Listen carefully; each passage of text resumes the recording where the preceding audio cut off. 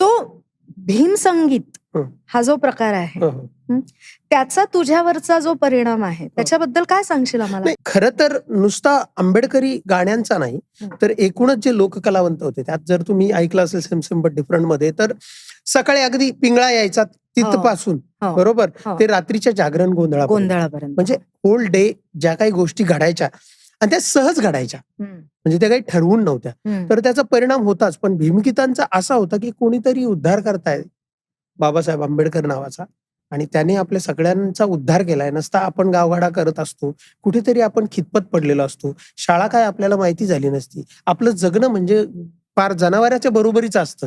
ही जी जाणीव करून द्यायची ती लोक येऊन, त्याने काहीतरी एक स्फुरण चाडायचं आणि ते मला आपलंच वाटायचं, आणि म्हणून मी त्याच्याकडे जास्त आकर्षित झालेलो.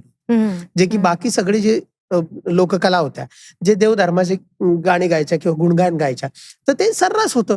त्याने तसं काही वाटायचं नाही. पण भीमगीता ऐकल्यानंतर एक स्फुरण चढायचं आणि आपणही कोणीतरी आहोत, आपलंही काहीतरी अस्तित्व आहे इथे, याची जाणीव व्हायची. आणि त्यामुळे ते मग ते भिनत गेलं. तर त्यामुळे मला तरी वाटतं की रायरन जमातीची जी लोक आहेत किंवा रायरन जे आहेत, त्यांनी माझ्या कलेचं भरणपोषण करण्यात त्यांचा म्हणजे 99% हातभार त्यांचा आहे.